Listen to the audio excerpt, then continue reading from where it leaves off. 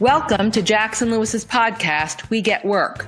Focused solely on workplace issues everywhere and under any circumstances, it is our job to help employers develop proactive strategies, strong policies, and business-oriented solutions to cultivate a workforce that is engaged, stable, and diverse.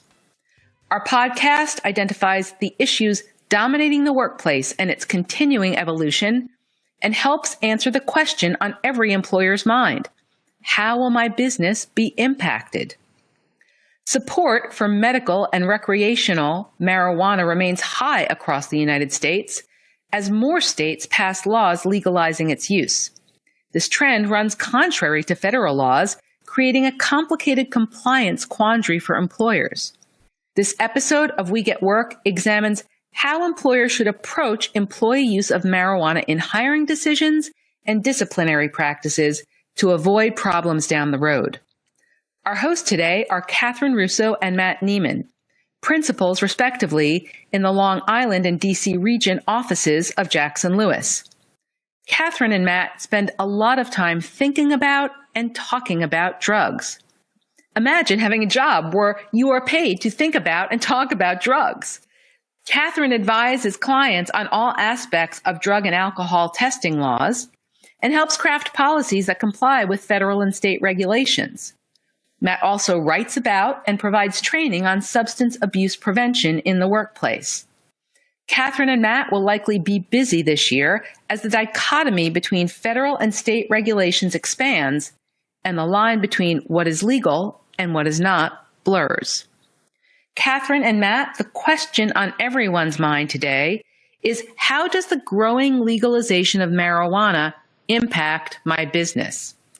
Thank you, Alicia. This is Catherine Russo. Matt and I are delighted to be here today to talk to you about this. Marijuana is certainly a challenging issue for employers. Since Election Day in 2020, 5 new states approved new marijuana laws, so this list just keeps growing. We've got 35 states now that have medical marijuana laws and 15 states, plus DC, that have recreational marijuana laws. So for employers who operate in multiple states, this is really a challenging problem, and it certainly is confusing. So Matt and I are going to talk about the questions we keep getting most frequently from clients. And so to kick us off, Matt, I'm going to turn the first one over to you. So do we think that the Biden administration will legalize marijuana at the federal level? Well, it's approaching 4:20 in the afternoon here, 48 hours after Biden took office. And if you'd asked me 4 years ago if marijuana was going to be addressed during the Trump administration, I would have said absolutely. It didn't. So my best prognostication is, yes, I think it will. What will happen? Not sure. Everything is on the table, from let everybody have it whenever they want it to, at minimum, there being some more research. So I think that as our clients look at this and as companies look to this issue, realize there's going to be a bit more emphasis on the federal level to get marijuana explored and figure out whether it truly is the wonder drug that works wonders that some think, or is it just another substance to, consume like alcohol. But that still doesn't exactly answer where do we go with federal contractors. Catherine, what do you think? Yeah, I think for federal contractors, it's still a tough issue. So given that marijuana is still illegal and, it hasn't been changed yet on the federal level, many federal contractors rely on the Federal Drug-Free Workplace Act, which says that federal contractors may not allow their employees to use marijuana at work. And in many cases, that's a good defense. I think if your contract has language that, really requires you to ensure that people aren't using it at work and aren't testing positive, that's great.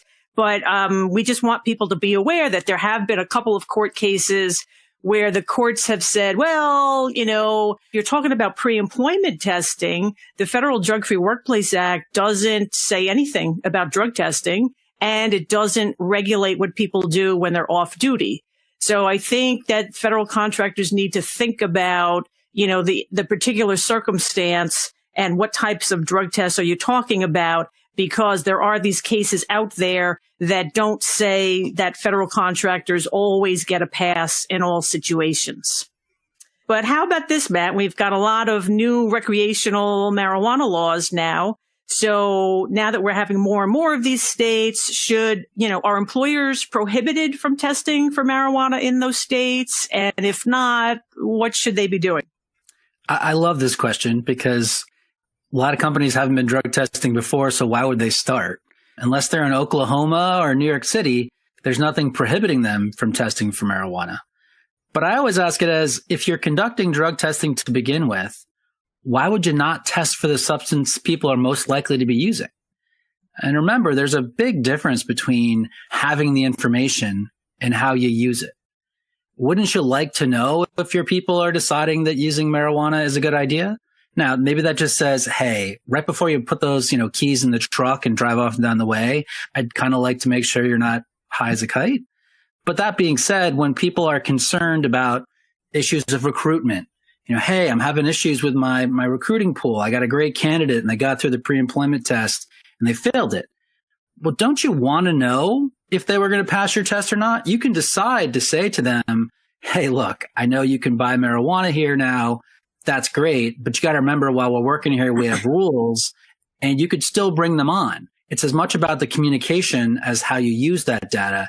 And I think you got to keep testing. Now, that doesn't change how you should approach medical marijuana, does it? No, and I agree with you. I think the recreational marijuana is the easier question for employers. The harder one is the medical marijuana. So, I always remind employers, when somebody's using recreationally, they're just using it because they want to. But if they're using it medically, you've got to be thinking about the disability issues. And so I think medical marijuana is a much, much tougher question for employers. And there isn't really like one size fits all answer when you're dealing with medical marijuana. I typically look at two issues when I'm giving employers advice about medical marijuana. One is, let's look at the state law, because the 35 states that have medical marijuana laws, they're all different. So in some states, they prohibit discrimination. In some states, they don't. And then in addition to looking at the statutory language, I think you also have to look at what is the person's job. So if they're doing something that's dangerous or safety sensitive, then I think the employer has, it's certainly more challenging for them to decide, what am I going to do with them, especially if you're in a state where you've got to be careful about the discrimination issues. So unfortunately, I think that with medical marijuana, that's something that employers really need to look at on an individualized case-by-case basis. And I also think it depends on the type of drug test too, right? So if you're talking about a reasonable suspicion test, even medical marijuana users can't come to work impaired by marijuana. So, even if you're in a state that prohibits discrimination, if you're testing somebody for a suspicion and they test positive, you still may think about taking disciplinary action against them. But unfortunately, those things really need to be handled, I think, on a case-by-case basis. So one of the issues or questions we get a lot, Matt, is there any drug testing technology out there that can help us by detecting recent use of marijuana? So using the best legal terminology I can muster, nope. There is no drug test right now which can measure whether or not somebody is in fact high. I'll tell you, taking a slight step back here, as somebody who does substance abuse law all across the country, I love recreational marijuana laws. It takes me away from having a dialogue about whether this person is disabled or not, or do they have to use the marijuana for this or not. And instead, I can focus on, is this an accommodation for that disability? If there was a drug test that could tell me that someone was high, the same way that we have, alcohol tests that tell you whether you're drunk, this isn't a very entertaining podcast, because we'd know if you were high or not. And we could say, yeah, the whole being at work while high, not so good. And given that we don't have that, we have a challenge in trying to explain to people, when did you use this? And that's where that communication between you and the individual who's coming forward saying, maybe I need to use this medical marijuana, comes up.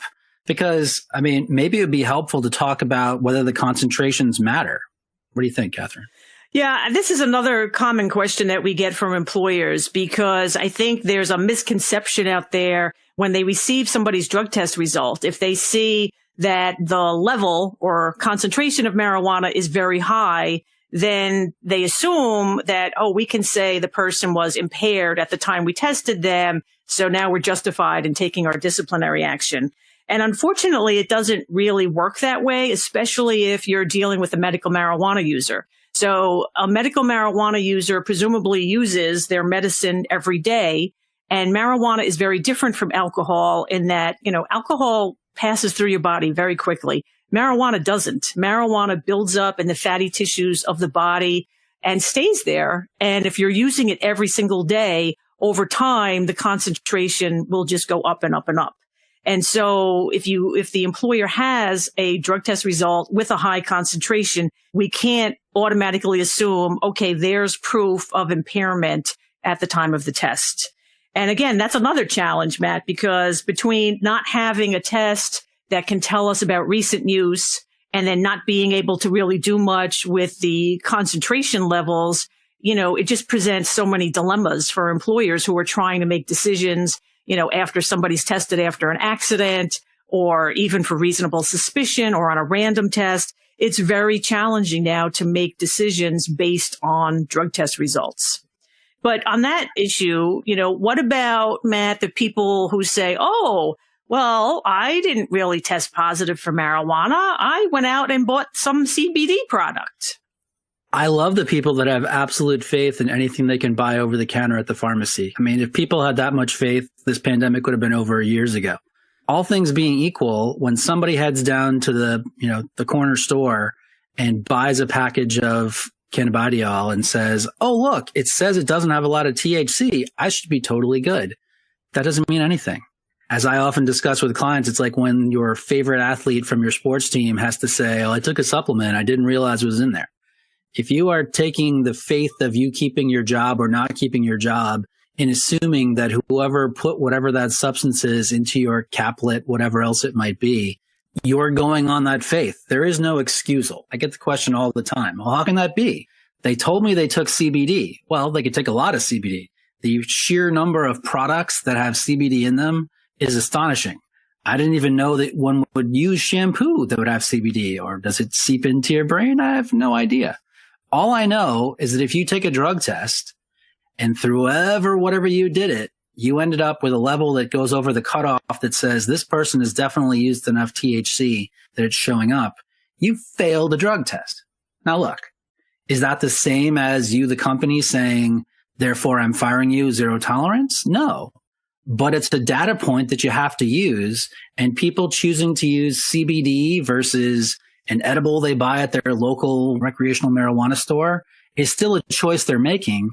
And when you're choosing what discipline is appropriate, you're making a decision on whether or not this person is making judgments and choices that are consistent with what your company needs. I mean, in the end, your company may not think marijuana is a big issue. Now, if you're a federal contractor, I'd caution you, it probably is. But it's a conversation you need to have. If you make assumptions on what the rest of the leadership thinks about what's going on, you're going to end up in a super awkward spot.